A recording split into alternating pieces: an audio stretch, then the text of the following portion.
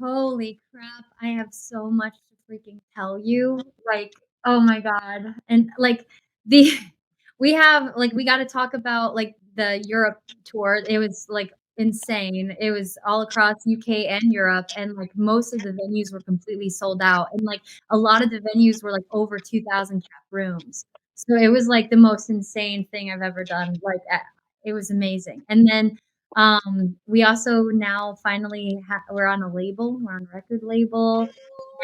Yeah, and we finally can release our unreleased music that we've been holding on to that nobody's been able to see. So I know that we're gonna be releasing in mid-July for the new single. And we're about to announce that soon. So lots to talk about today.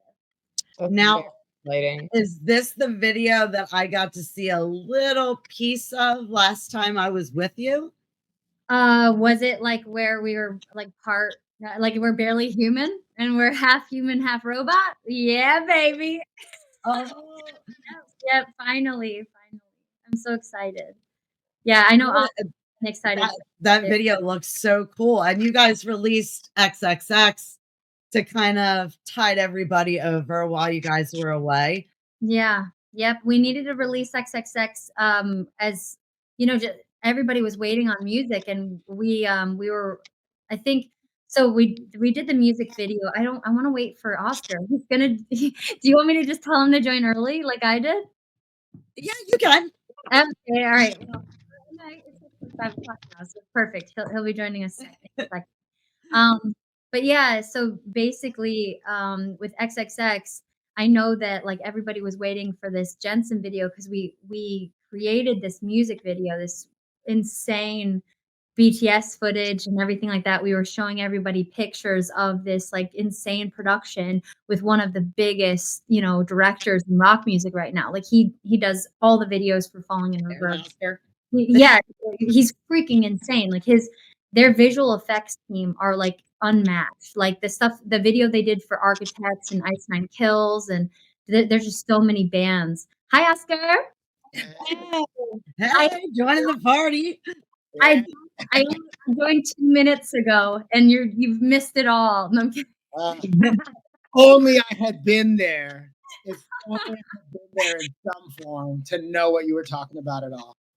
I'm so excited because all three of the guests so far that you guys have come on, Strange Culture is releasing their new album. Jerry's ready to almost release his new music, and you guys are releasing yours. Like, this is awesome. Yeah. Finally, it's been a long time coming. Oh Oscar my gosh. has all these like he was already starting to build up like the lore for each character, and he had all these ideas because we have this like insane like crazy fight scene in the video too that you guys will see soon. But yeah, anyway, like we were just like we had all these ideas and we were so ready to release it. But yeah, I'm very excited. We've partnered up with Judge and Jury record label. So Howard Benson, he's a Grammy award-winning producer. He's recorded like 3 Days Grace and Seether and My Chemical Romance and Bon Jovi. I mean, just so many people, Hailstorm and everything. He's worked with just rock bands. And so he was our producer of our Perfect Drug EP. Sorry, Mike Plotnikoff, his lead engineer. We worked there with their whole team. So Howard Benson owns this, you know, West Valley Studios, and that's where we recorded our first EP, Perfect Drug. And so we were already kind of on Howard's radar, but we were just, you know, we didn't get signed at that time. We were a little baby band, you know, we're trying to build, you know, and then we've done a lot since then. We've done so much touring and, you know, we've released a lot of songs and we've just been building and building that. Howard and Neil is the drummer of 3 Days Grace. So Howard and Neil created this record label, and they've been doing like big things with like Butcher Babies and Star Set and 3 Days Grace and Breaking Benjamin. I mean, just so many bands.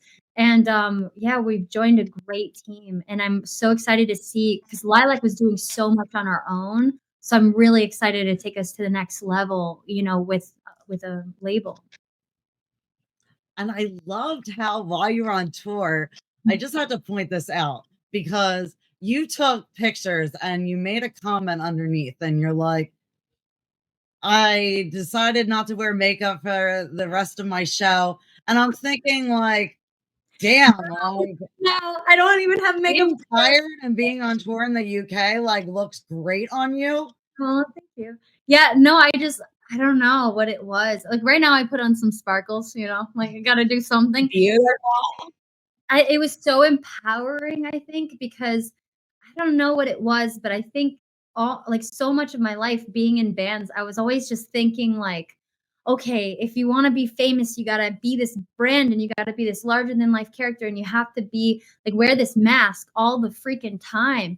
And like I don't know when it like snapped in me, but I was just like everybody loves like our voice and what we stand for and our lyrics and like just the power of like how we're creating these songs that people can relate to and it touches them in their soul. I don't care whether I'm wearing purple lipstick or not, you know? And I mean it's good to like, wear makeup when you want to be, feel yourself, feel pretty, but like you don't have to do it for people. And I think it was like really empowering to be like in front of thousands of people. And sometimes some days I did, yeah, wear my makeup or whatever. And some days I was just like, I mean, we're doing our day jobs at the same time, right? So like I it was a little rough going from like, okay, here's my day job meeting, and then immediately I'm on stage for sound check. Then here's my day job meeting, and then immediately I'm on stage for, the show. And it's just so much back and forth that some days I just didn't have time to do my makeup, but everybody still wanted signatures just the same, and they wanted pictures just the same. And I guess it was a cool reality check for me. Like, I can, you can be passionate about what you do and not have to wear this mask. If anything, people appreciate you more when you're just yourself, and I love that. I love it so much. Yeah. Absolutely. I think even metaphorically, like as the band, we took off our makeup because I think we showed up to Europe with this idea of like how we needed to be in front of this crowd of people, how we were going to Mhm. present ourselves, and like, okay, like we gotta like be top notch in everything and act a certain way and like have this energy. And then like it didn't quite pan out the way we thought. You know what I mean? Like the crowd interaction was very different.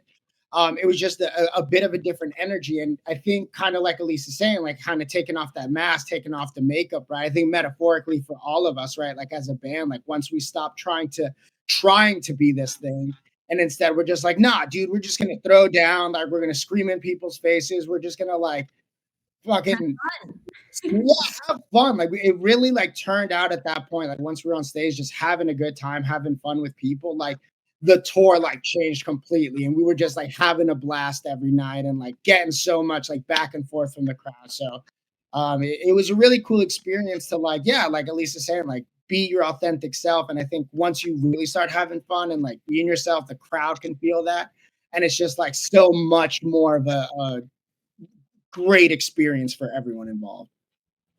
Absolutely. I mean, for every single performer, I mean, not just myself and everyone else included, to know that you don't have to stress out trying to be something else for somebody when you're just yourself on stage and people are enjoying that more. There's no better feeling just being on stage, having fun, being yourself, and with people just accepting that, not just accepting it, but really liking it. It does something for you. It really does. Yeah. And what's even cooler is that like so for a while there we were shopping to record labels, and we had a lot of people just tell us like, well, what's your gimmick? What? Like, like, well, I Yeah. mean, Sleep Token's doing great, and they wear masks and like or face paint and all this stuff, and I was like, yeah, well, Spirit Box doesn't. Like, I was like, you don't have to like, yeah, Icon and Kills, they have their thing that's amazing that works for them, and Sleep Token has their thing that works for them, and Slipknot, they wear masks, but not all bands have to have a gimmick. And Yeah. I think for us to be signed and partner up with Howard Benson, who's just so true to the song, like he really like the first thing he told our band was like, I want to create a songs that evoke emotion. So I want you guys to be real in all the lyrics and everything, and that's exactly what we want to because like Cam is so passionate about writing instrumentals that he's proud of. You know, he doesn't want to have to write in this generic box. Cam is like, he makes all these weird sounds and puts all these weird plugins on it. Like, you know, we have to be ourselves and like be weird in the way that we want to be weird, you know, and not have to fit these boxes that people try to put us in. I think every time that we've let somebody try to fit us into a box, that the songs didn't turn out right, and we didn't end up wanting to release it. We were just like, "We're not gonna release this shit, sorry." Like, it was, you know? And so I think it's just, yeah, it's been a We got really a whole country album out there, just saying. No, yeah, we've been able to, I think now we've learned a lot about pushing back, I think. You know, like, don't let the people who say that they know everything in the industry, and this is the way you need to be in order to get signed. And no, we can create our own path. We can carve our own path, and I think we've learned a lot with that. You guys look like you had a lot of like good quality of just time on your tour also. Like you guys really seem to enjoy every moment of it. Was there a special like food that you got while you were on tour? Did you guys get to ride like the bullet train? Like, gotta hear a little bit of everything. I loved getting like, there's like these yellow buses everywhere, like everywhere in Brussels and like in Belgium. And they all are having like these different like waffles, like where some are covered in caramel, or some are covered in chocolate or Nutella or whatever. And like it's like literally on every corner. It's kind of like the Starbucks here, you know, like it's just waffles everywhere. And those were so freaking good. And I loved walking around Brussels together as a band, without the cobblestone and everything. That was beautiful to me. What about you, Oscar? Same or different? No, yeah, the waffle was cool and all, but it was really cool. I think for me, because I think you're right. Like we did genuinely like a lot of times we were just found ourselves walking around with like our friends, like getting lost in the city. You know what I mean? Like we're our friends as like the band. You know what I You mean? put Like, your phone down for a while, didn't you? huh? You put your phone down for a while, didn't you? Yeah. I was like disconnected for a while, Mhm. and I was just trying to like really like bask in the experience of what I was. I was like, I felt like this had been something I'd been dreaming of for like so many people. And I felt so fortunate to be in that position to be like across the ocean, like playing shows, like in Europe, doing the thing. And I was like, no, like I'm just gonna be here. So much of that time I was just trying to like be in the moment as much as possible and go like I went to a cobbler in Brussels, like trying to fix a boot. Like that feels like down a little cobblestone street, like to the cobbler, and I had to like negotiate these like cash deals and like learn how to speak German so I could get my shoe fixed another place and like get completely lost trying to speak German. So like it was just like the legitimate experience of getting lost somewhere else where I originally thought like in these places like, oh, I'm gonna be uncomfortable, like I don't know the language, I don't know the people. And the world is so much warmer and closer knit, I think, than I thought it was. And so much like everyone just is people and like want to be warm people, want to be welcoming to like others from other places. And I think once we start like embracing the idea that we can just like kind of be a part of other people's culture, get to appreciate other cultures, and like not be so intimidated, to just lose Yeah. ourselves else. You get to really like bask in the like warm experiences that we got to have. And so even like getting to play the shows was amazing. Getting lost in Europe was incredible. And yeah, even on stage, off stage, there's so much to like remember and like hold on to.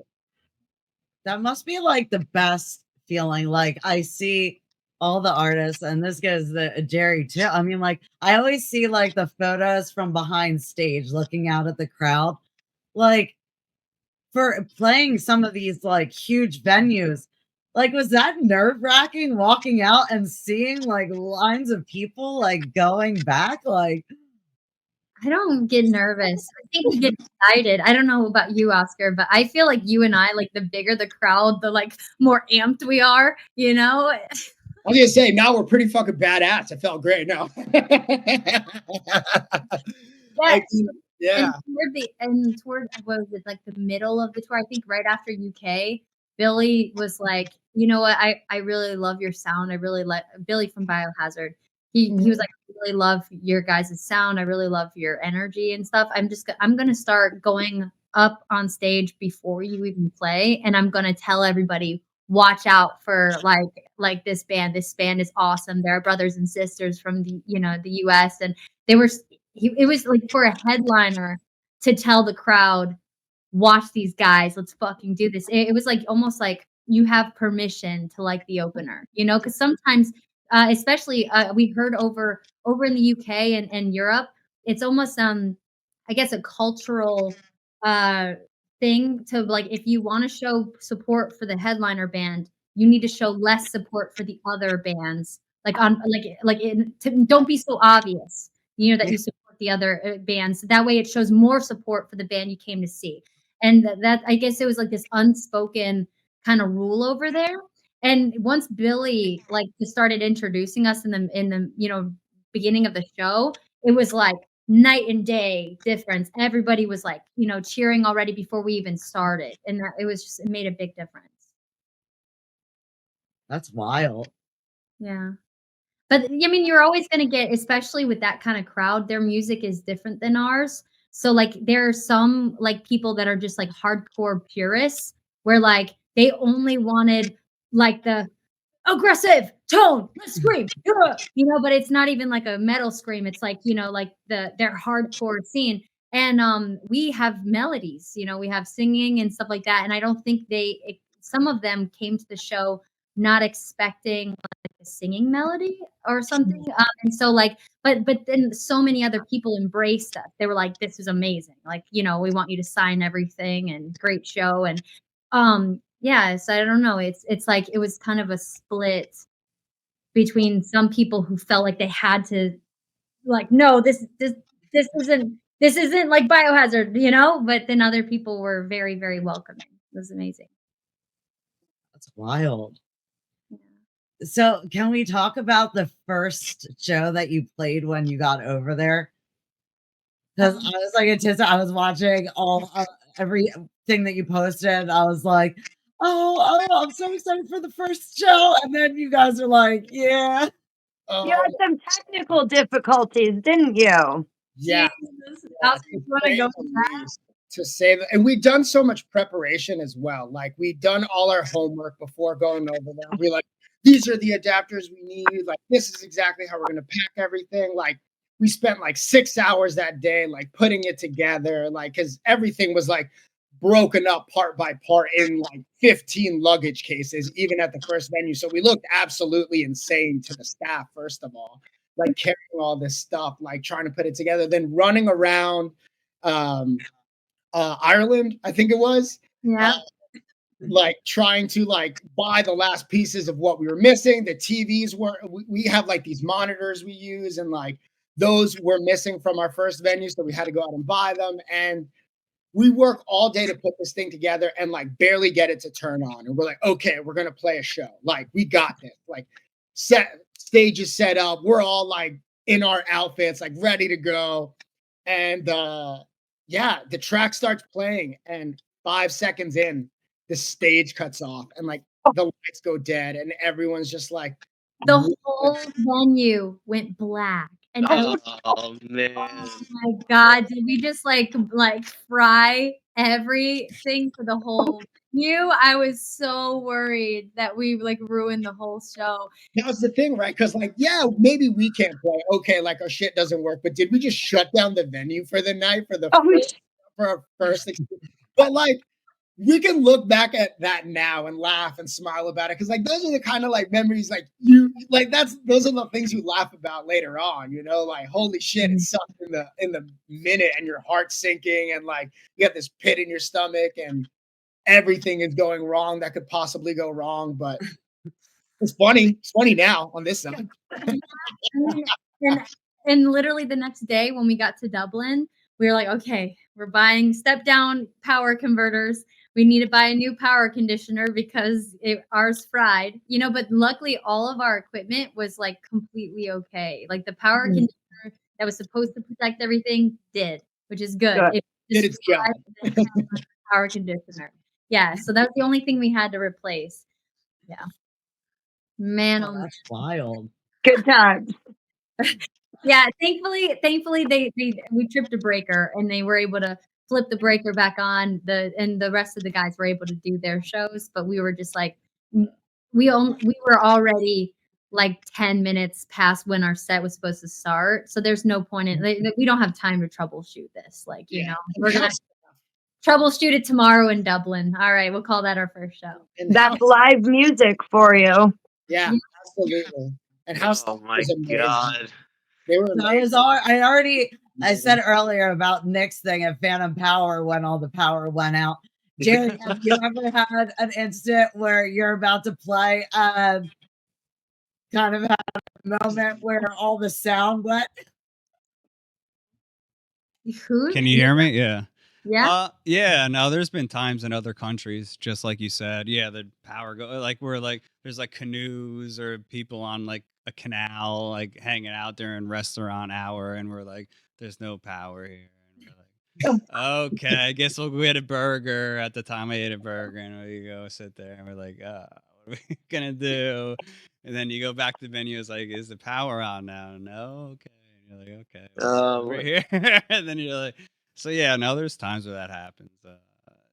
It comes back or it doesn't, but usually it comes back and it's fun. It's a good time. I mean, you talk to your fans during the time. If you actually are into it, that's like the best time actually of all times. It's like you can actually interact with the people who wanted to see you first, and then you just take advantage of that and with each other and have a good time. So yeah, or you could fight each other too during that entire. So it's like one or the other, you know what I mean? Yeah, exactly. The power's on. What do you mean? I can't do my solo, dude. It's like, no, your solo comes second. Sorry, I'm sorry. Yeah. So at least what did they say after like the power had gone out? Like, oh man, I needed to do damage control with the first two bands because what a first impression we made. We don't want to seem like noobs, Like, I mean, they're not gonna freaking want to play with us. Like we're setting the tone for the whole tour. So I needed to talk to them, let them know what happened or whatever, and just make sure that Biohazard and Life of Agony were cool for the next day and they trusted us.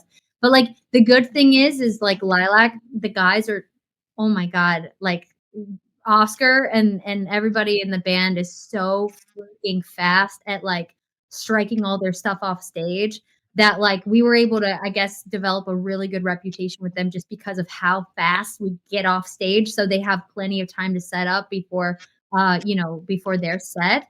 And I think they loved how fast we are. So it was really fast changeovers. So I think we made up for it. Yeah. I am glad that we got a driver that understood UK and Europe. That made an insane difference because, like, I would not have been able to understand the whole carnet situation with like moving musical instruments from one country to another. So every time we left, like England, every time we left UK, we had to like cross over and get carnets signed and stuff at the borders for like how much musical equipment we had with us. And like I didn't have to worry about that. The driver knew where to go. He knew to go to the cliffs of Dover here. He knew to go to Calais there.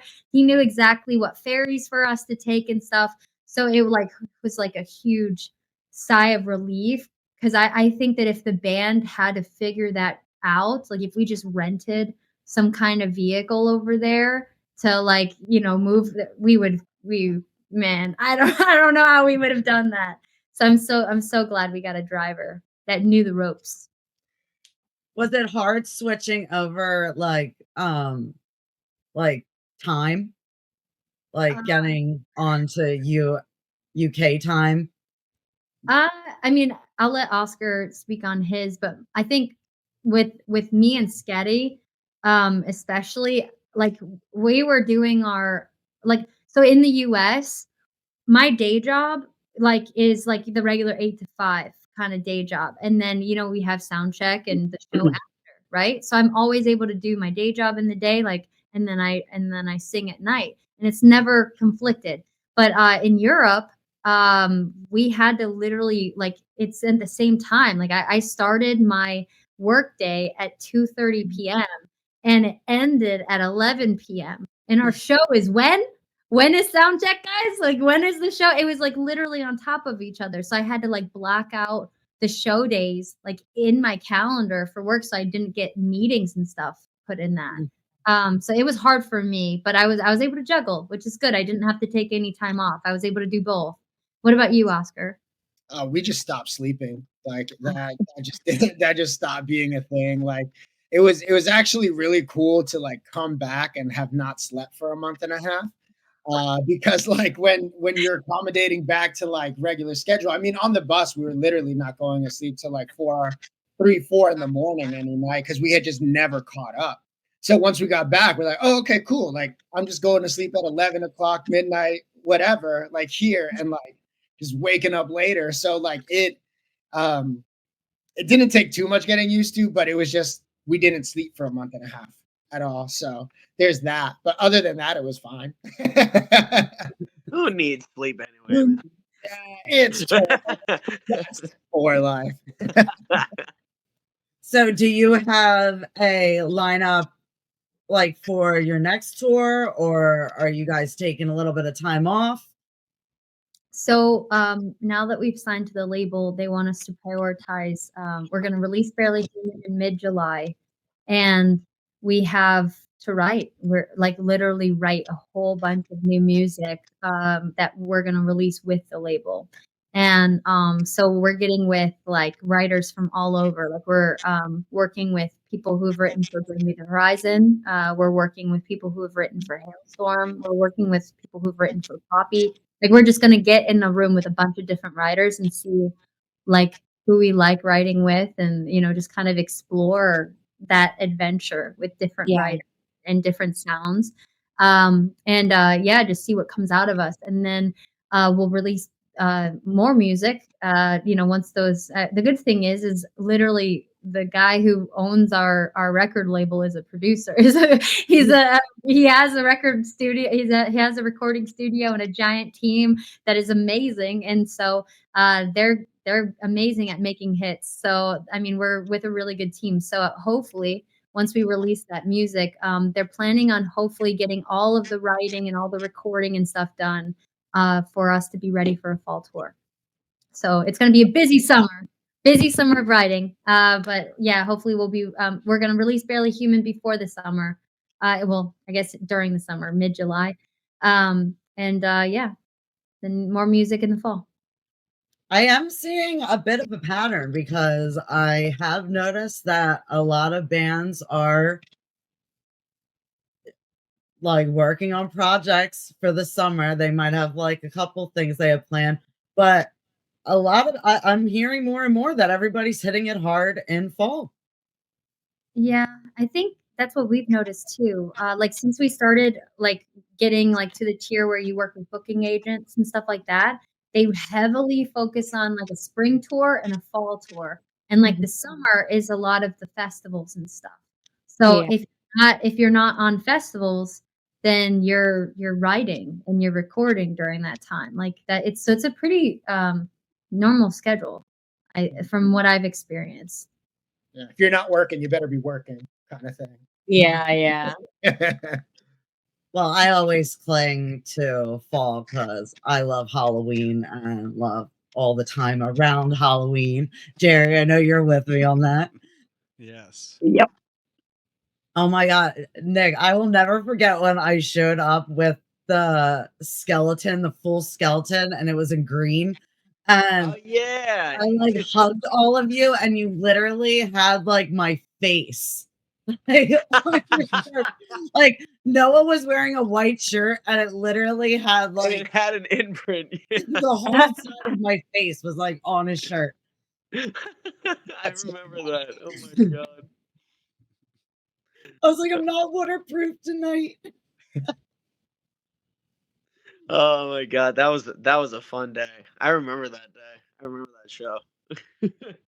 Oh, I'm so excited for all the new music and just all the fun things coming up. And one of our guests that will be coming on in a little bit, she actually is opening a venue Awesome. in Oh, LA. In LA. And she'll tell us a little bit more about this, but it's actually a venue for the bands, which is pretty awesome. Okay. Did she live in LA? Like, or Yeah. did she move to LA just to She was she's in a band now, Fatalist, but she was in FDS. They had gone by Fatal. Fate Destroyed at one point. They had No played a way. lot of the festivals and everything. She's been in the business for a really long time, and she's like, you know, bands shouldn't have to pay to play a like decent venue. So she has worked her ass off for the last year. She's kind of like pulled back a little bit from social media and kind of went over to like just like her content creating. So I kind of knew she was up to something. Yeah. And she just came out that this was what she's been working on. So that's also pretty fun. And I feel like a lot of venues right now are kind of jumping on board. That's so badass. That's so cool. I think that's such a trend that we're seeing a lot is like a lot of artists and musicians, especially just kind of like taking the industry into their own hands, right? And like putting up venues or like management agencies or labels, and they're being like, no, like we've handed this power off to all these other like industry people for years, right? And allowed like other people to be in control. And the artists and musicians are starting to get more business savvy, and they're being like, no, like, yes, this is art. This we do this because we love this, right? But this is also a business. And like in order for like other people to see the success that we have had, like you got to share that a little bit, and like bring other people in the fold and create those opportunities for other people. So it's really cool that y'all have a guest coming on that's doing exactly that. Like that's amazing. Yeah, like I mean, I've been trying to over since we basically started. I've been trying to pull in just promoters that really care about the bands, that really want to have a variety of bands, whether they're the most known or someone that's not known in the area. They're really mixing it up. And I think that that's really important because I know that's how I find bands. Like I find new bands to come on because I go to somebody else's show and hear something that I like. So it's nice that that's coming together, and it's great that everybody's coming out with new music because there's lots to fill venues now. Oh yeah. So do you guys are you guys doing any shows, or you're completely going into writing until the fall? Yeah, we've set up a lot of writing, like so much writing with different writers. So, like we've been offered a couple shows like on the East Coast, but it's just I think it's since we're going to be doing so much recording on the West Coast, like I think we're just going to focus on a fall tour, like just like really like doing something cool with the fall tour. I mean, with the Barely Human release, the thing about that video is it's such a massive video, and it like the visual effects are just crazy. And Oscar is like half human, half robot. Like he has this like crazy robotic arm, and like I mean, it's gonna be an insane video. And so I think that video alone is gonna create a lot of opportunities for us. So Yeah. I'm excited to see what kind of bands we get to tour with, like in the future, you know. But a lot of the summer I stuff is love how big you go with your videos. Like your videos look like what someone like if you could do anything for a video, it would be like what Lilac does in their video. Like the one where you're in the tank, like that's just insanity. Thank you. Like, you know what's crazy? Like, the tank wasn't even like, they said, "You don't have the budget for it. I'm sorry. Just nix it. You'll do it later," you know? And I was just like, "No." Like, I'm just, like, I literally need that. after and I wrote this song, you know, thinking like, you know, I'm drowning, you know, like, I'm literally drowning in, like, whatever kind of stress or struggle that they're dealing with, and, like, they feel like they're, like, you know, they almost wanna give into the tide, you know, a little bit, and it's fighting against that, you know? And so anyway, like, yeah, I think I wanted to show that, like, we could be, in this tank and it's filling with water and, we're struggling, and everybody's just looking at us. They're watching us. They're seeing whether we sink or swim. Which is so true in real life, you know? Everybody will watch you to see if you fail or see if you succeed or whatever, Yeah. but they're not gonna help you if they see you failing. Like, if they see you literally drowning, they'll take notes, you know, but they're not gonna save you, you know, many people. And so I wanted it to I wanted people to visualize that, you know, great, that kind of like, I'm gonna die if you don't freaking let me out of here. You know, I wanted it to just, whoo, like, just really, really overwhelm you. And those tanks are like 8 to 10 grand, like, just to rent in one day, and then it's even more to build it. And so, the good thing is like I just reached out to a bunch of magicians who do the Chinese water cell torture escape tank, you know, Oh, Oh I God. yeah, Oh God. yeah, I like, it worked. Hey, you know, like, I just reached out to magicians that, you know, escape out of water, and we met Lady Houdini, and she had, like, tripled, like, Houdini's world record for, like, that's her water escape, crazy.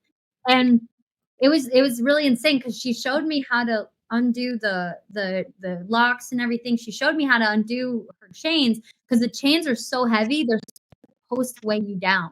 Like, they're Mm. so heavy, and I don't have a lot of muscle mass, okay? So, like, I was thinking, and, like, this is real, like, when it's going in my nose and it's starting to go up and I'm taking my last breath, like, that's real. Like, they're not gonna dry my hair and start this again. Like, this is like, I'm coughing it out, and I'm gonna be like, "Okay, I got it one last chance to take a breath," and then I gotta look at the camera and sing the lyrics, like, one time, you know, and then hopefully I can undo the lock in time before I before, you know, so I could float to the top before I run out of air. And it was, yeah, so it was fun because the band members were on the edge of their seat. So we knew that we knew that, you know, the listeners and watchers would be on the edge of their seat because that it was very fun, very fun. I think, I need to watch this video. yeah, Yeah. I think I would have, like, the most fun, like, I kinda am jealous of that I'm not in a band because you guys get to make these, like, insane videos that are just awesome. Like, you get to tell your story and, like, kind of, like, add in fantasy. Thank you. Yeah, I think Oscar and me and Cam, I think everybody in the band, were just so creative in our own ways, and we all have these ideas that, like, we just keep adding to it, and then now we have this grandiose, huge thing that we're like, "How the fuck are we gonna afford this?" Okay, you know? But we come together and we do it, you know, whether we need to Amazon some pants last minute, you know? Like, we're gonna do this, you know? And it's really cool to see it all come together. It's definitely a double-edged sword when we're like, oh, like this is a cool idea. Yeah, that's cool. But what if we did it 20 times bigger? And also it's a video game. And also it's a conspiracy theory. Also and like so we just start like trying to top each other. I'm also super into conspiracy theories, so I like Mhm. that kind of stuff. Um, but it's definitely been a fun ride so far um to just watch ourselves go through as even just like kind of take a step back and just like kind of be a spectator at your own life for a little bit and be like, dude, 10-year-old me would think I was so cool.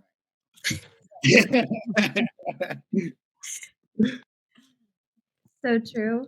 I can't wait So for you guys to see so Oscar what, now. so Jerry, is it weird for you with doing the photography and the videography all the time? Is it crazy for you to when you do the music videos? I mean, that's kind of new to me in music videos. So I mean, now I'm doing more of my own editing, so it's like culture shock again. I finally got my programs perfect set up, and so yeah, no, it's a work in progress, really. Kind of, even though I did whatever I did in my past, I'm just looking at it as zero right now moving forward. Mm. So I don't know, it's nice. I mean, I have more footage than I know what to do with, so I'm just enjoying moving forward with the people I'm with right now. Just so it's like, yeah, okay, I have this, but like I don't care. I'd rather spend the time with the 8 people in front of me. It costs so much time and attention and everything. I don't know. People are cool. Here we are, you know what I mean? Exactly. I don't know. I mean, a band is good. So like, yeah, I mean, I have all my solo. I don't know. I'm just forming a band right now, so like I'm in that transition of accepting like people will maybe do those guitar parts or this. So like it's a lot for me to even accept that someone else will do those. I like to do the 5 or 6 things and have everything just fucking killing it, you know. So like I might lose a little bit of that, but I'll gain dynamics and I'll gain trust and people and I don't know. You transcend in a way, right? So like sure I could do it all myself, but like I don't know. I'm enjoying where I'm going, so I'm not. I don't know. It's a weird spot for me right now. So it's nice to talk about it because there's really no conclusion just yet. So like usually it's the journey, right? That so like right now I'm in that like crazy point. Like I'm on like song. Like I have more than 5 songs, but like let's just say I'm on song 5. Now I'm looking at these 3 other songs that I want to look at again and go, hey, are these chords jiving with us? Do I like the chorus? Do I like this? Do we want to add this? I don't know. A lot of the times my simple chords and stuff feel good. So I don't know. It's tough to like I had like another guitar play. I don't want to bore everybody, so I'll run through this really quick. But there was like a 7 part. It was like counting You in ain't boring 7. nobody.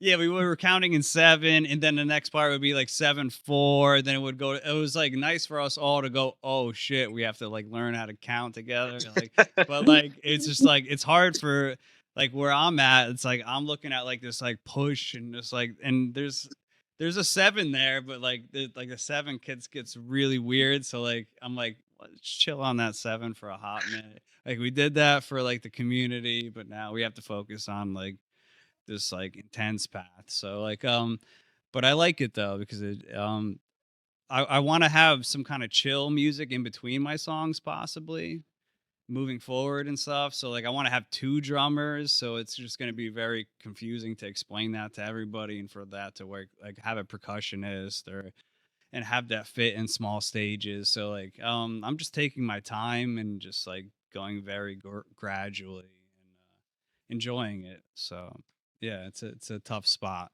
But I don't know, I just see it and it just like like you know what I mean? Like I used to do tambourine or like our producers would do that. And like that's great and all, but a lot of the time some people turn the tambourine too loud and all the song is screwed in a way. And it's like so I don't really want that. I want people to have like I want the percussionists to have a stereo field where there's 2 microphones, right? So like you move closer to something or closer this way, and then like to have that extra thing, you know, there's not enough inputs yet for the band that I have, but to move forward and get people's visions to go to that state just takes a while and I'm like 39, so there's not much time to make this shit happen. So it's just like, yeah. So, but like, I like that music. I don't want to play a 3-piece band or a 2 piece. Like I can do that, but it's like I've always competed against a 3-piece or a 2-piece, and like I'm really tired of that. I just want to sit down, everybody play.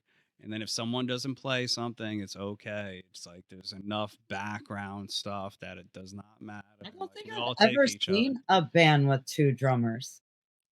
Yeah, I mean Green Day has 2 a percussionist. I mean there's plenty of bands. I mean I can run through them, but I don't Mhm. want to just name drop tons of things. But there's a lot of bands that That's now wild. adopt other guitar players and keyboardists or somebody else.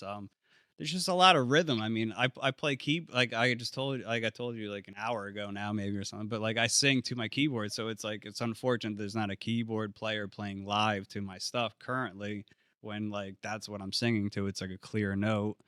So like you don't need it necessarily. Like I like guitar strings that bend and stuff. But yeah, I don't know. Music is great. So I mean, we can go on and on and on and on. So where do you want to go? What's up, Oscar? Yeah, good to hear everybody. It's awesome. It's nice to hear. Yeah, I'm gonna search your band and see what's up. So I'm excited. Their music videos are so cool. And I also wanted to ask you guys about the difference, because with your first ones, you didn't use a green screen. This last one, this is the first one with a green screen?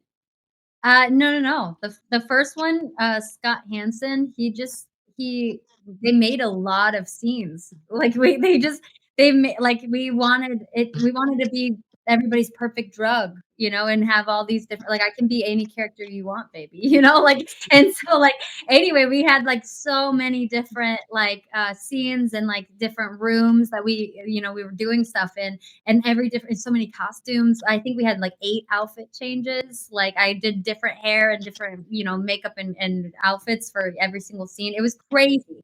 But then after that, yeah, Scott, he helped us with the Undertow video.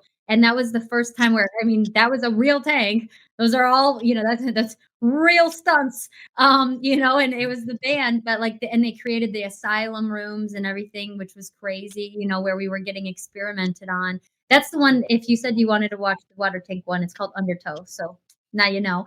And then, and that one was the first one where they kind of started putting visual effects on. The doctors, they had like some VFX like screens that they interacted with when they were taking notes and stuff. But it wasn't like full green screen until this past music video with Jensen Noen. Jensen Noen did just full. It was, I mean, it had green screen, but I mean the treadmills were. Sorry, I don't want to say. There's some equipment in there, like the katanas are real, and the fight scene between Oscar and I, that's real, So not everything is just, it's not all VFX. Were you Yeah. guys like kids at a candy store with a green screen behind you that you could literally like do anything with? Like I was literally about to like think that. I'm like, I can imagine the amount of fun and fun things you thought about using that green screen. Yeah.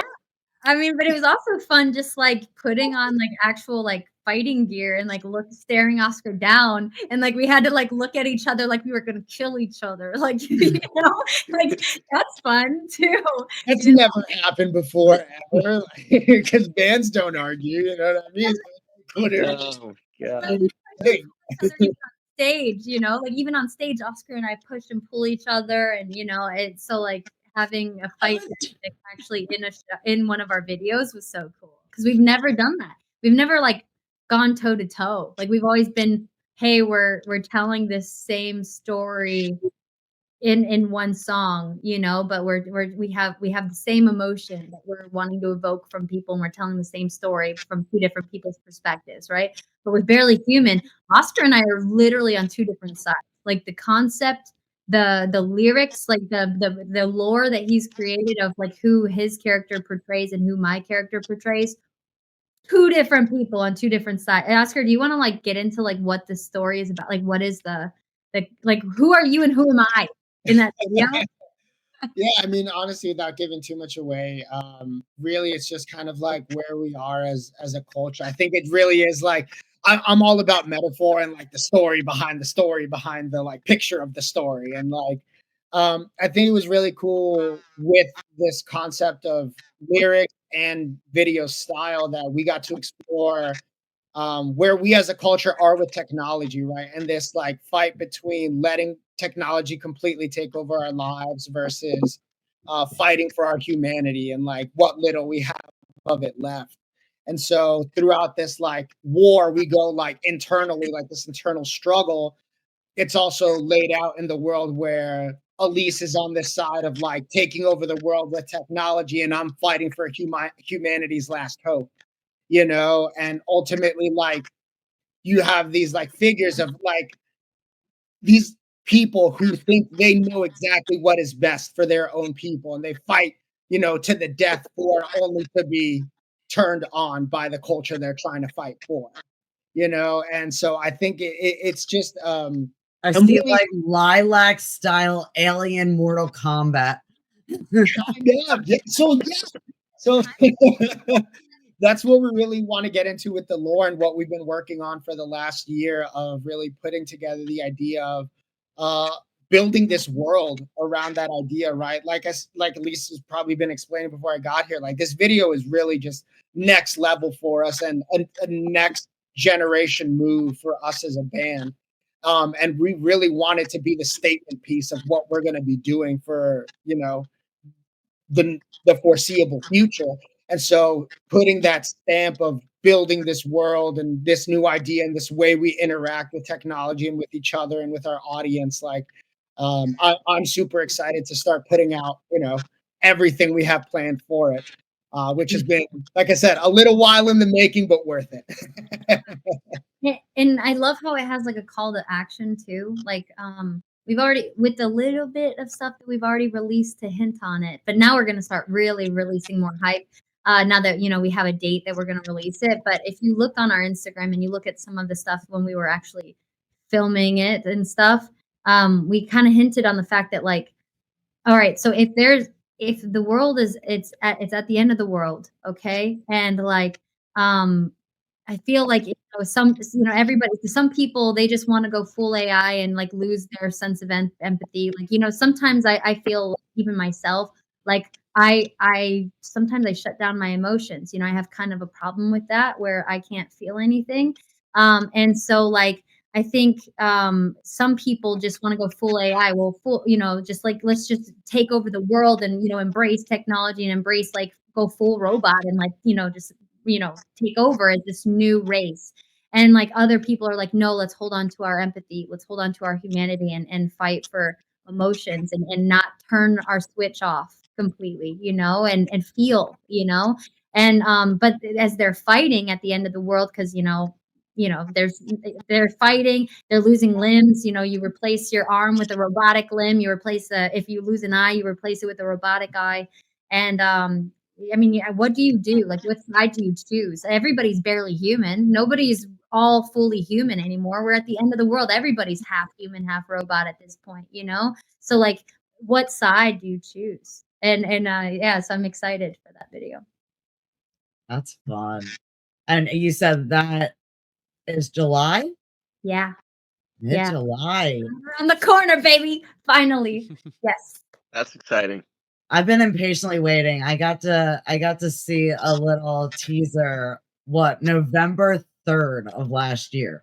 Crazy. Crazy. Yeah, Jensen was, like, he had a whole team just building up the green screen on it, and there's so much that team needed to do, for, like, the scenes and stuff, but it turned out so great. And then, the holidays that we didn't wanna release it on the holidays, and then we got signed, and we were doing the Europe tour, so we had to, like, now it's time. Now it's finally here, so I'm excited. Cam needs a new trash piano or keyboard. I'm noticing it's on its last line. But he uses a different one. He bought a different one for the Oh, Europe. did he? Because I was looking at his one, I was like, man, that thing's been thrown around a lot. He just tries to smash them to pieces every time.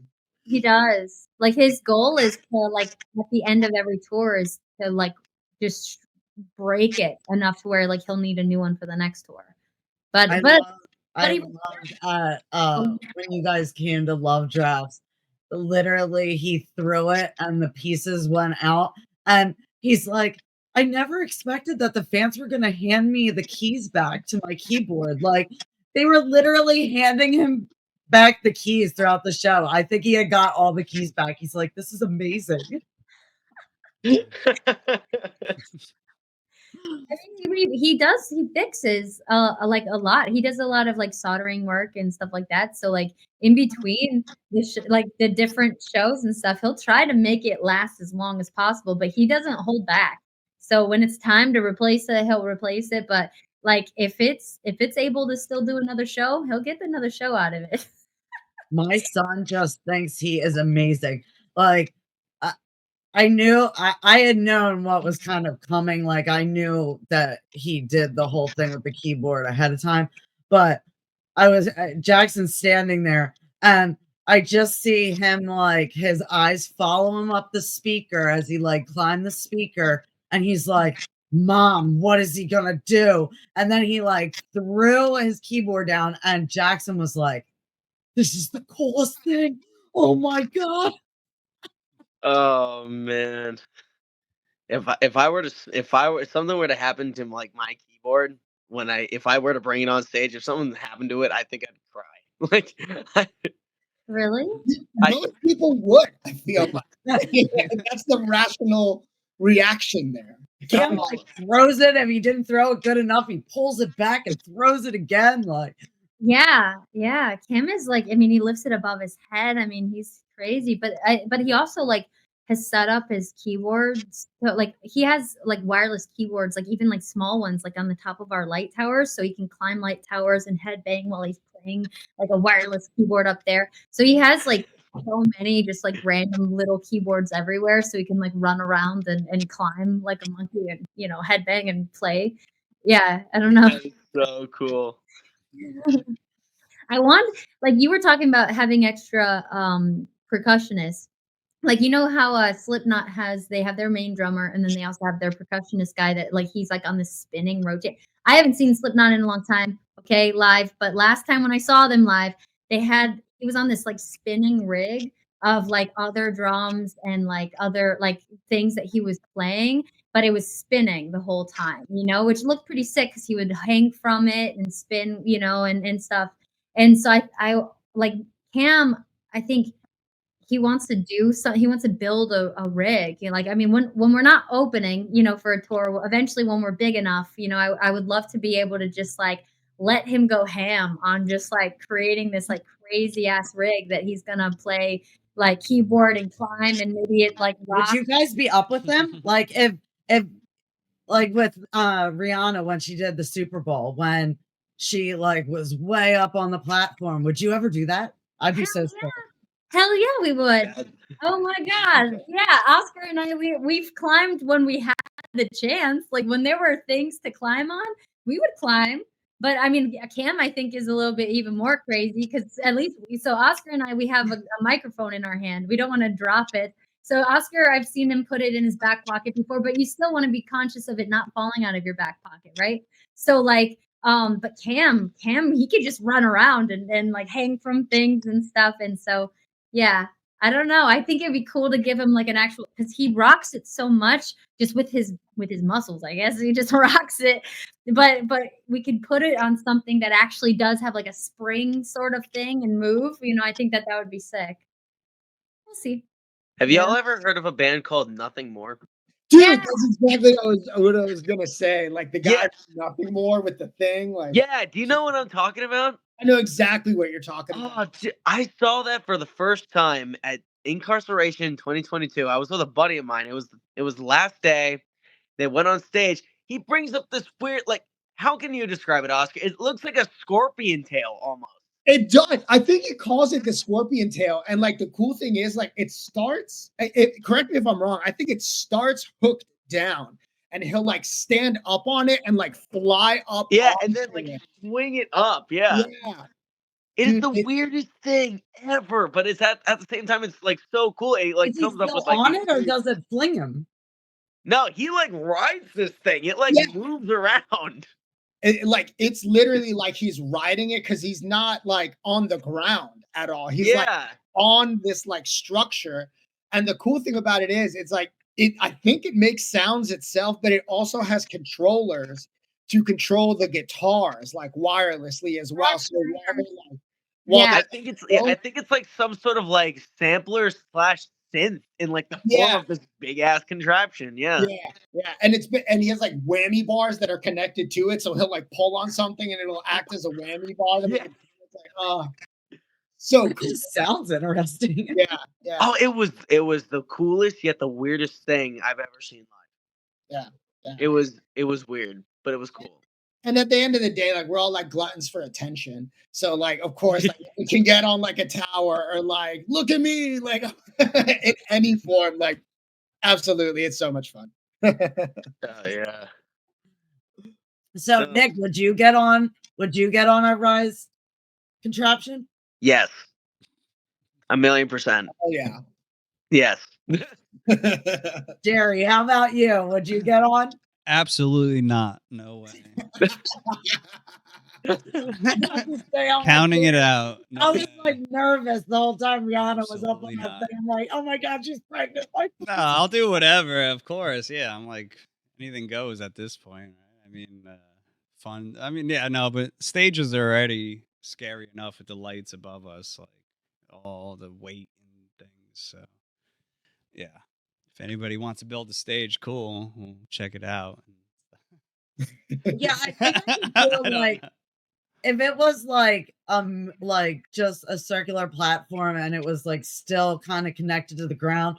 I don't think I could do like a free like the free space like she did. Like that was too like a couple wires and that could be a catastrophe. No, that made me nervous. Well, like Pink, she does so many like She's great though at it. aerial stuff that she does, like with Yeah. the Kills it. Yeah. yeah, she's amazing. But like I think I'm like I would be okay with like the hanging stuff and any of that. Like I feel like I like doing my own stunts, but I think the only thing that I wouldn't do, I would not trust myself with a backflip. Like on stage, that you have elevated adrenaline and everything. I can't trust myself having the control to actually like I could break my neck or something and or I could fall. I could just not land the backflip and now the whole show is like, wow, awkward. So I think that's the only thing I wouldn't trust. I would trust other people's harnesses. I don't know why. I would trust a giant like metal rig, scorpion tail, but I won't trust myself in I that. love that I'll do anything but my own backflip. Now we definitely have had our own close calls and have like stories of getting injured on stage for like jumping off because we're like super active on stage, like jumping all over the place, and we like jump into the crowd as well. And some of these barricades are like 4 feet that way and like 5 feet down. You know what I mean? So you're Yeah. jumping a good distance and like not saying anything, but like these knees just don't work like they used to. You know. Oh my gosh, yeah, man. You know, and so it's a lot of fun and we had a lot, but like I have this story of Elise used to still does this thing like right before we go on stage where she's like gets super hype and is like super in her element when we'll start jumping like 4 feet off the ground and like tucking her knees to her chest. And if you've met Elise, you know she's like 4'2". So like 4 feet off the ground is like pretty high for her. And like the first show of a tour, I see her doing this, and I'm like, dude, I feel the energy. Like I'm hyped. I can do that. Like that's so cool. Like I can do it. I jump up, like the music is starting, the click is in our ears, like the intro is like do do do do, like going. I do one jump and come down and hear a pop in my knee. I'm like, no, and like I have to like drag my leg onto stage and play like with one leg straight out the whole time because I couldn't move my knee.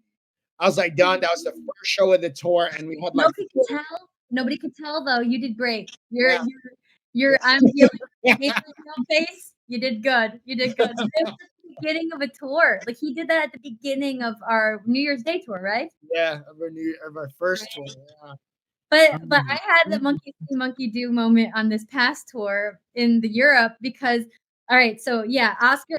My thing is I can jump vertical, no problem. I'm doing and I'm hype and I was fine. And Oscar, hurt his knee.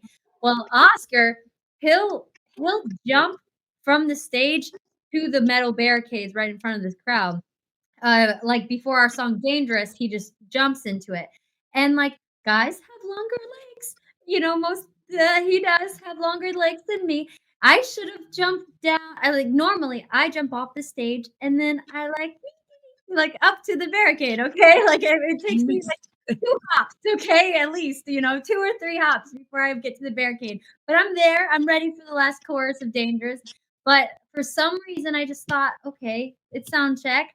That looked pretty easy. Oscar just jumped, and it looks closer than normal. I'm gonna jump too. and I jumped and my knee banged right on the metal barricade and it like locked up. Like and I was like and I'm singing sound check and doing like the noise that they did in Family Guy where he's like Yeah. like in between my sound check. Oh my god, that is so funny because Oscar, you really can.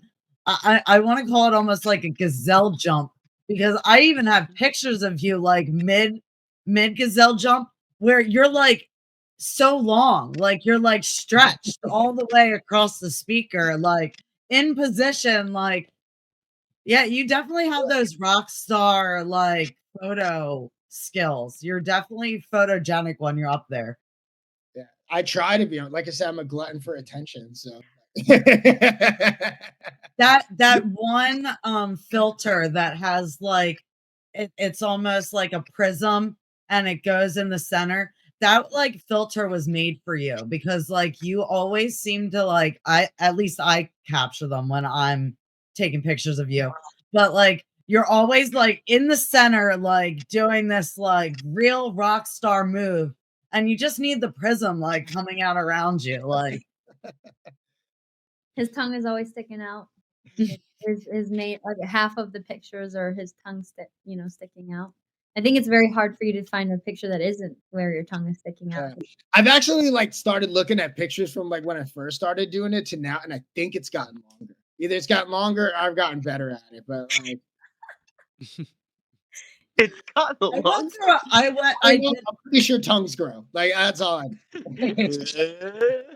I definitely went through a phase where like I stuck my tongue out like all the time. Like, and then my grandmother finally said to me, she's like, "Can you stop sticking your tongue out in every picture? Like, it doesn't need to be out in every picture." And I'm like, "Yeah, but I just get in the moment and like my tongue comes out." She's like, "But it doesn't need to be. Like, you don't need to be in like." Elise is teasing, but she does the same thing. Like every single picture, she's like, Yeah. So like when I'm awkwardly having like we got like okay, we hire a photographer on every tour to take like BTS photos of us just like randomly like walking around the cities or like when we're doing sound check. So I'm not in the show. Like if I'm in the show, I'm gonna like sing and look at the camera, and I'm a part of the show. But like if it's anywhere else. If it's in Brussels, walking around the city eating some fries, or if it's like in the sound check or whatever. If I see a camera look at me, I'm like it's I don't know why. I just I don't I do it. I don't know. It's a photogenic thing. There's nothing wrong with it. That's great. Bye. We were talking about like those pictures and like I said that I went through the phase where like my tongue was out in like every picture until my grandmother finally like made a comment about it. But It's like put it back in. Yeah. yeah, and I didn't realize like until I had done it online. I didn't realize first of all I have a weird thumb. Like my thumb bends weird, which Yeah. Check your song. my TikTok followers made sure to like make me know that. Yeah. I never thought my thumb was weird at all. I thought I had a normal thumb until that. And I do seem to have a long tongue. Like I can be the first one to like touch my nose. It's all I good. get it. But I definitely went through the phase where like every picture, and I would like get creative with it, like side tongue, like straight tongue. But it's definitely a vibe. Hey, you always look like you're having fun if you've got your tongue out. It's fact. I Miley agree Cy- with that. That's what Miley Cyrus. Yeah. Yeah, exactly. I want that quote on a shirt. Yeah. I was like, we need to capture that. I was thinking the same thing. I was like, that's mine. Make it for our 100th episode t-shirt, have it on the back. It's great. Always fun when your tongue's out. I want that to be on a shirt, and I'll wear that on stage. Oh, fun fact. When we were in Germany, all right, Mhm. I had check this fact, okay? But a girl from Germany came up to me and she was like, "Did you know that lilac means horny?" And I was Really? like, "Yeah." I'm going on stage and I'm like, "We are lilac," and they're like, "Hell yeah, me too." You know, like I had no idea. But yeah. So, That's so funny.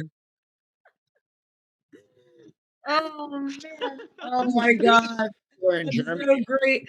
I just Hey. my friend was just telling me the other day, like he has had like he has a twin brother, and he's had like he got him and his brother got different tattoos so that like you could tell them apart a little bit more because his brother was like a playboy and like he would constantly like kind of have to take the brunt of his brother's like being a player. So they kind of went with different tattoos and he got some Chinese words. Well, he just recently went to get them like I guess like refreshed or whatever. And the guy's like the tattoo artist he went to was like, I need to tell you, like, that doesn't mean what you think it does. And here it's like, it means like I love big men or something. Oh shit. He has it like in a sun. And like he's like, I've gone through my whole life thinking that this meant like eternal sunshine or something. And here it's like I love big men. He's That's like, I'm Oh not shit. putting any more things on me that I don't know what they are ahead of time. I That's was so like, you know, someone out there that's laughing at you. You're like the punchline of every joke. Well, thank God for Google Translate now because I know. can hold the microphone, you can have conversations with people, you can just speak and it will write it and then that you can just press the play button and it will say your response in their language. But also you can press like the camera button and you can take a picture of a food menu and it will translate it for you. So we used that a lot when we were, in places that had menus that didn't have English. But I wonder if people have started using that picture thing on like their random like Asian tattoos, to see like, is this actually like what I think it is? If you have it, do it or not. If you don't want to find out that you have like dudes, If you don't want to know, yeah. You know what? If it does say something Yours is better. ridiculous, Yeah. like if it does say something ridiculous, please post it. Like Right. I know. all of my mistakes. I've got like I was supposed to be Marilyn Monroe. She looked like a man, so I made her into a zombie, and then like it didn't look better. I mean, that's one for the books. Like one day I'll get it covered. It's whatever. You know what? I still made it till I made it third in H Mag, the contest cover, with my ugly tattoo on my back. I would love that actually makes me curious. Like if I just went to a tattoo parlor right now and they have like the book of the tattoos they recommend to people, could I like translate them? Yeah. Yeah. And actually You're too sweet. They probably wouldn't trick you. No, I'm saying, but I would like actually go through their book and see what they're trying to troll people. Like this one is like, like I would love to see like are they actually trolling people in this tattoo place and telling people it means something else? Like Oh, I'm sure there are a lot that do that. Hey, I'm that's I sorry to feel like interrupt. some have like morals, like the one guy that I go to, like he's done it for so long. He's like, listen, I'm not gonna do like a first time tattoo on certain spots. Like I'm just not even going there. Like, but I'm sure that there's quite a few. Like I've been to some tattoo parties through the years, like back in the day. And I've actually watched people like get things on their forehead and like all sorts of like just bad decisions that that tattoo artist knew that person like shouldn't be getting happy new year on their forehead, like not a good idea, probably not gonna want that tomorrow. you But said you didn't want to interrupt. What's up? Yeah, I'm sorry. I'm sorry. I have to log off, but I wanted to say happy 100 episodes to Allie and everyone at Aw. Crazy Little Podcast. So oh, thank you so Thank you. much. absolutely. Thanks for having me, guys. Have a good night. Bye. Yeah, we have a meeting with our label in 15 minutes too. But Okay. Yeah, whenever you gotta go, feel free to hop off. But oh, I'm so excited that you guys got to come on. Yeah, I was like impatiently waiting the whole time that you guys were over there, and I'm like, oh my god, they look like they're having so much fun. And then everyone's like, yeah, Germany like really, really takes care of everyone. They treat them like they're like royalty. And I'm like, oh no, like I hope they come back. aw. It really is true though. They really do. All of Europe is so nice and like so accommodating, and it was really like, oh, like I'm living the rock star life now. Like we got catering and like Sketty said it best. There was No. like, one day where like we went the whole day that we didn't see like front of house until we were like on stage for sound check. And I was like, that's kind of cool. Like the place is huge. Like we're in the bus, like doing the life thing, and it just felt cool, but it was super, super cool. That is so rock star though. Yeah, like for like that is true. Like Billy came up to me a couple of times and he was like, "Have you seen the stage yet?" And like the whole day has gone by. Like we ate catering and everything in a different area, and then we have our tour bus, and everything. And so like I was like, "No, no, I haven't even seen the stage yet." So like, like yeah, but Europe was amazing because most of every single venue they cook for you and they're elaborate, like big, Yeah, big. I heard that like way like playing over there is like way different than what you get Holy over crap. back home. No, like I mean, because it's crazy. Like Yeah. they They take you hospitality, seriously. like they really, really want to be hospitable. So it's like Mhm. almost like they're competing against the other venues of how hospitable they are. One of them had like obviously like hot food with lots of different hot food, but then they also had like a donut bar and they had a candy bar and then they had like these fresh squeezed juices with ginger and carrots or whatever you want. Like it was just like Oh, guys, donut bar this sounds delicious. crazy. Like Right now kind of sounds delicious. Like when I heard, like Jesse, you had told me that the Ritz had the Y2K cereal bar. So I was like Yeah. all excited when I went there. I was like, oh my God, I'm gonna totally go here and try every like kind of cereal, even if I don't like it, it's fine. Like I'm gonna get all these cool pictures. They didn't have it when I went. Mhm.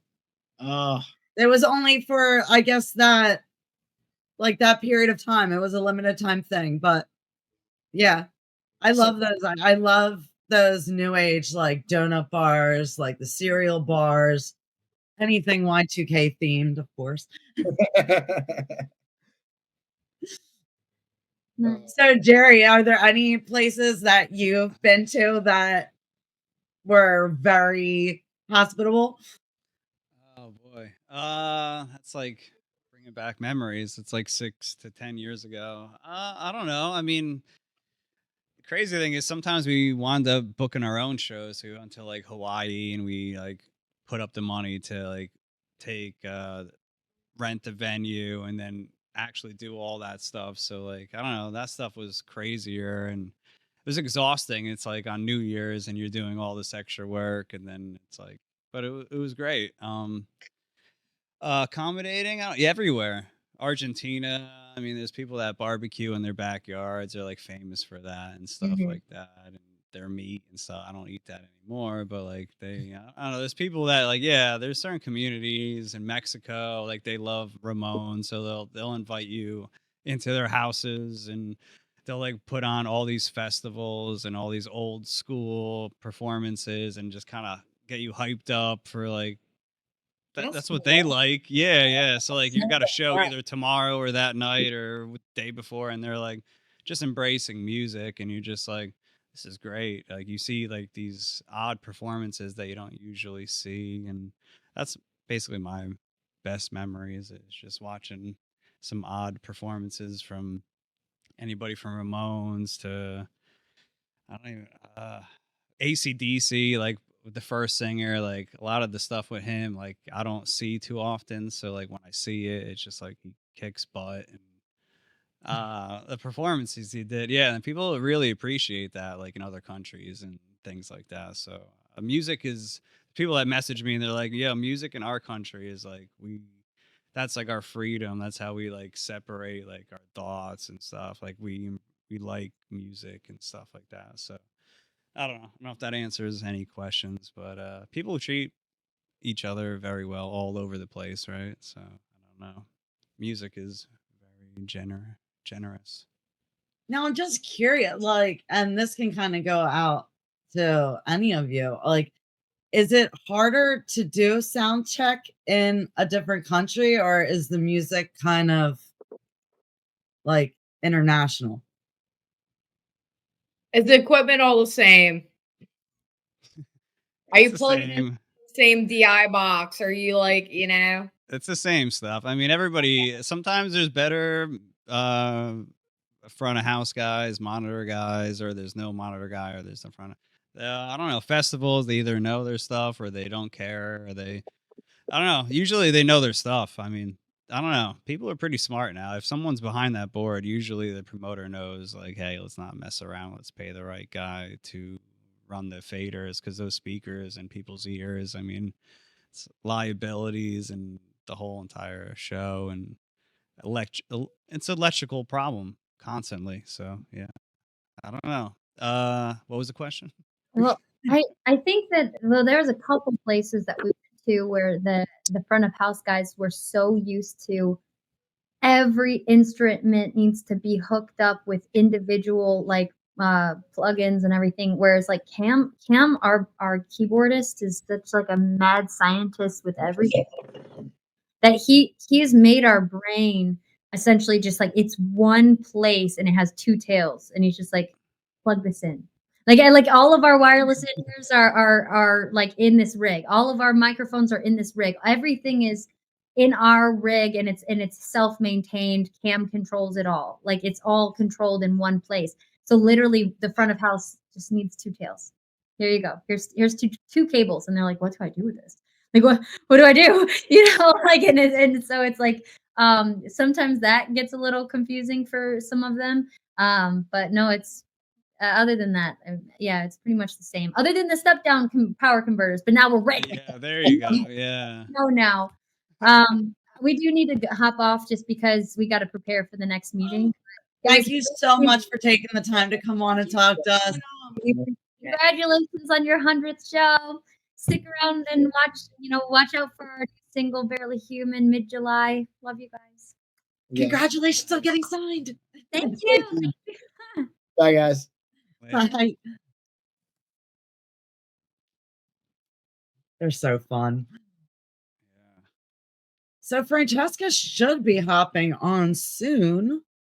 I'm going to need to get off here. I have to work a 12-hour day tomorrow, so I have to get off here. Oh, no, you're good.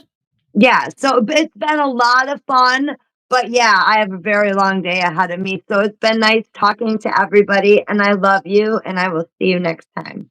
See ya. Bye, Jamie. Bye. Yeah, I didn't even realize it. Man, it's almost 9:30. Like, I know. that's We're crazy. logging hour number 3. I had to stop intermittent, have an intermittent sandwich. So before we go, I need to I want to hear more, Jerry, because I know that you've been like a mad scientist in your studio, just putting all this stuff together. Just from your responses, I know like how excited you are to release this. So Yeah, no, I wish I had more to. I mean, I've got only like 5 songs. I mean, I have these other 2 that I could put on the album, but I'm not going to do that. So I'm like at song 4 where I'm like content with it, and then I'm looking at 5, 6, 7 right now, and then working with my band. So it's a little too early to celebrate and go crazy, but at the same time, sang my butt off. So like, I don't know, it's kind of okay to. It's really, really, really good. I don't know. All my stuff set up, everything is perfect. I don't know. I'm kind of totally satisfied, and then all the recordings are perfect. I've checked with everybody with what I did, so I know it's nice, and I've double checked every YouTube video to suggest something beyond what I already know with all my books and all my studies. So got my preamp. I got a Neve preamp where I'm like, that's where my vocals start. And then I took 1K a little bit or somewhere around there out, which I can move that. So like I'm just listening to my vocals over time now, and like maybe I'll take something out or not. But right now, there's not on this vocal, but on my other vocal, like the nasally tone, I felt like I was like, maybe I'll take that out a little bit. And then I go into a compressor.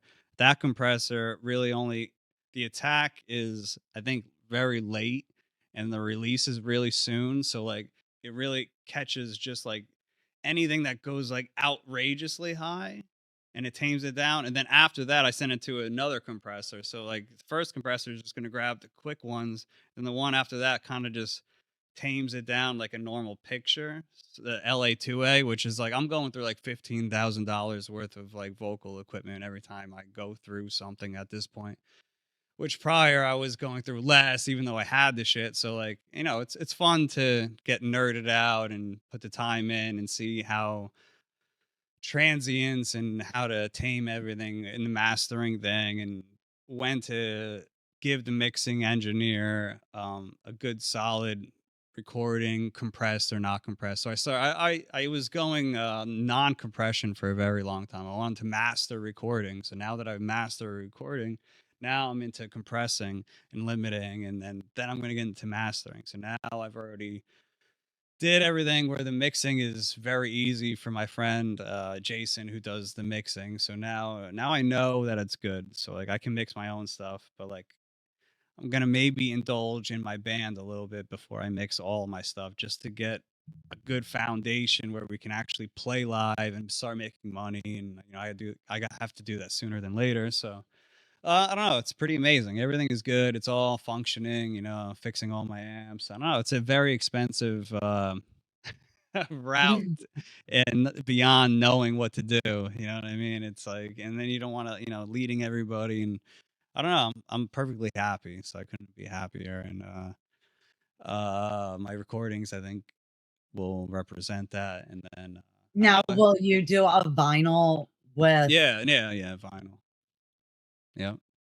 I'm so It's excited. always fun. You know, I still cannot find Vampire Girl on vinyl. Yeah, it stinks. Yeah, it's not on black vinyl at all.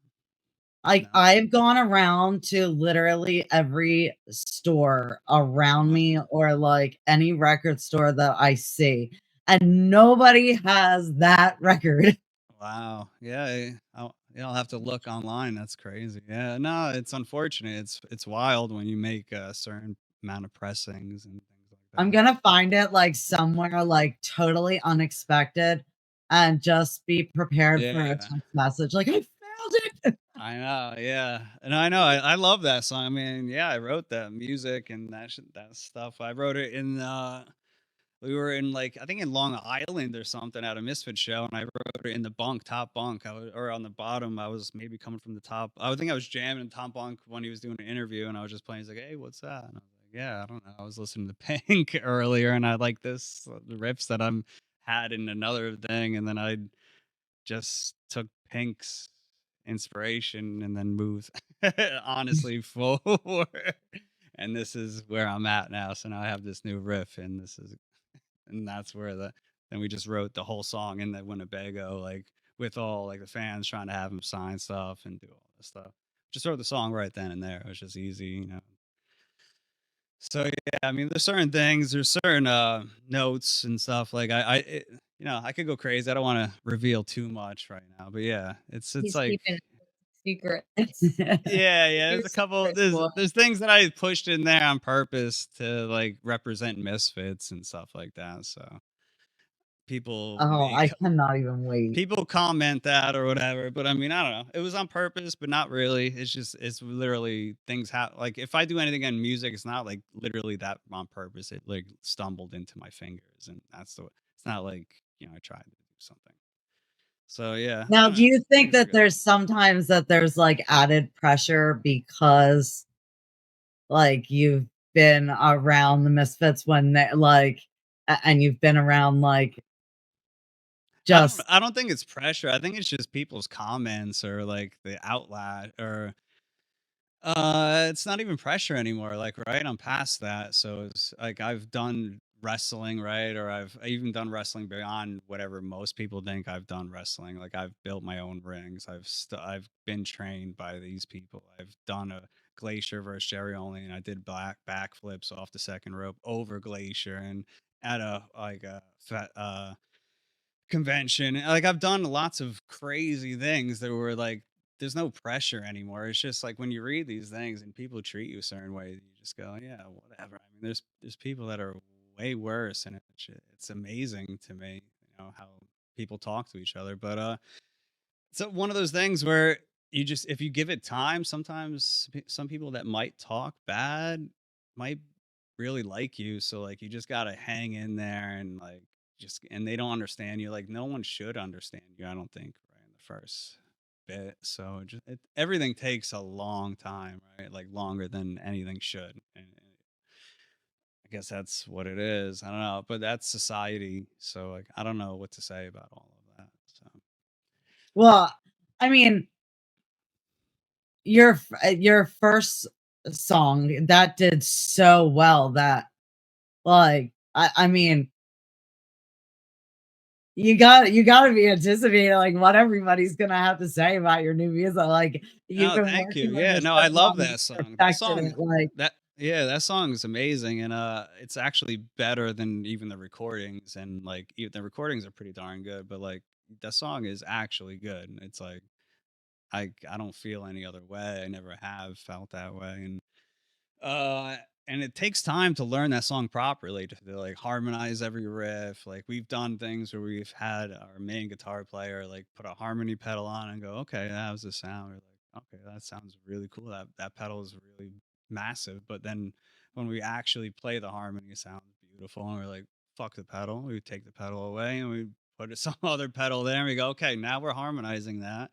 So now we know that's in this, B flat minor, major, or whatever it is, and then it's funny when you figure out things, but you keep pulling them away, and you just like music, and you just like I like the way these strings sound on top of those strings, and no, that song's amazing.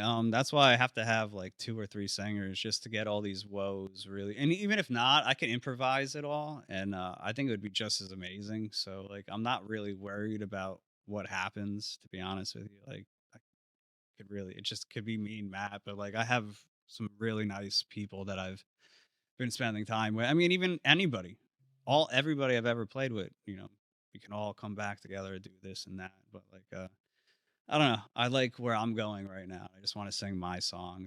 I like my songs and I like my music, and it's now awesome. you mentioned there's some like misfit references or Easter Oh eggs. no, not really in those. So I'm just saying in like Vampire Girl or whatever. Like there's just that was where that was song. No, but Oh, okay. for my music, no, not really. I mean, there might be some woes that I didn't think would ever sound like Glenn, but after like just listening to Glenn so much lately or whatever, I go, maybe there's something that's really not there. But it's just like anything you do enough woes, you almost go, hey, after 7 or 8 woes, maybe we're like similar on this thing, but it's really not. So like, no, none of my stuff really sounds like that. Mine sounds like more like classic rock and roll. I want to go more rock and roll, but I would say I'm more classic rock right now. So I'm trying to move towards rock and roll. Try to get that's why where the guitar rhythms will give me the roll. We need to get to the roll. Where like sure we can rock, but then if we can roll, is just do less strumming and less rhythms, and we can roll in with the rock. So like that's what I'm shooting for now. Oh my gosh, we just have to have like a huge party and celebrate. Yeah, huge jam. Yeah, I know, and by the ocean or whatever, right by the water. Or whatever. That was cool in Atlantic City. It was nice to be by the water over there. Good time. That was so amazing. And let me just say, like, everyone there was amazing, but it was like it was such a thing for me because on first of all, you invited me. Camille K was there. And then literally I hear Catch Me Now I'm Falling, and I walk out, Oh, and there's yeah. Jade Starling, like, putting on this killer performance. Like, literally, I felt like I was dreaming. I was about to ask one of you to pinch me.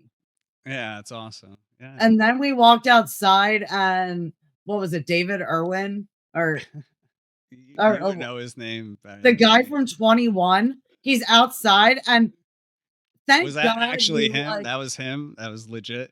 yes, Yeah, thank God famous you, poker like, kinda player, picked yeah. up on it, because I kinda took like, when you started asking some questions, like, I knew he wasn't just, like, a panhandler, like, handler outside. Like, I knew, like, he knew what he was doing, because I couldn't even figure out his card tricks. Yeah, it was too fast. But, yeah, that was a really cool experience. Yeah, he reminded me of, like, a movie star, right?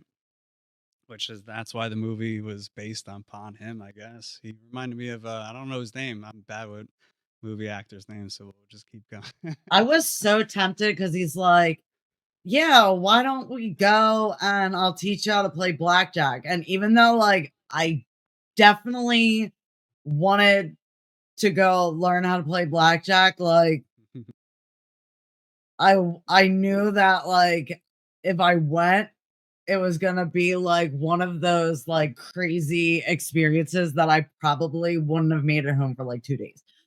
Yeah, he's probably, like, banned. He said he was, like, banned from a lot of those places too. Yeah, he said he could only get into one. Yeah, so I was like, "Yeah, no, I'm gonna go home and sleep, I think, instead." No, but he And was then, like, super I was sweet, and it's feeling nice. great, because people, like, a couple people, like, mistaken me for Jade Starling, and I'm like, "Oh my god, like, thank you." Yeah, I don't remember what month that was, but yeah. It was, like, cold, maybe? I don't remember.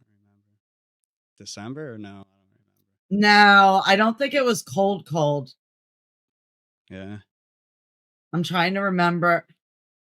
I wore jeans, so it had to have been at, like, I would say probably fall. Yeah. Oh, wow. Yeah, but, what was I, the 16th episode? The Was that mine? 21st. Mine? Yeah?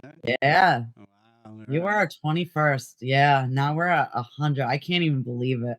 I know, But I can't it's been even really pronounce it, I yeah. mean, it's been really, really just amazing. And honestly, to have people on that I've listened to throughout the years through different, like, things going on in my life, that their music has helped me through, and they've been on my show, like, it's awesome.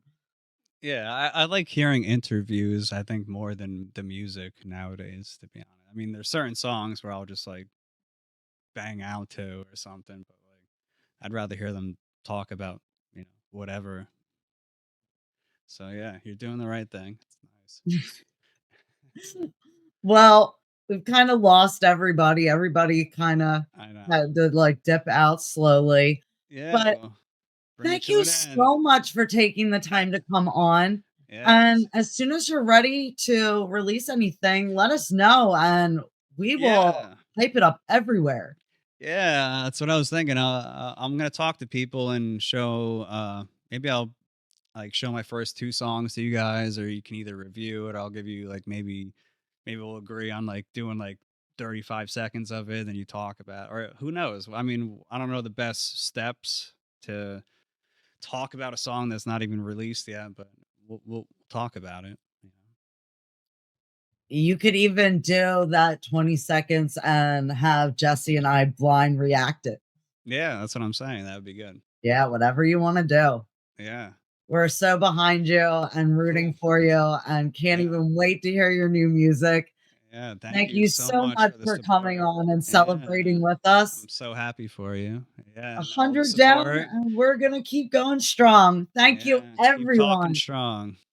Thank you, everyone, for tuning in and subscribing and supporting us through this whole journey. We couldn't have done it without you. Bye, everyone.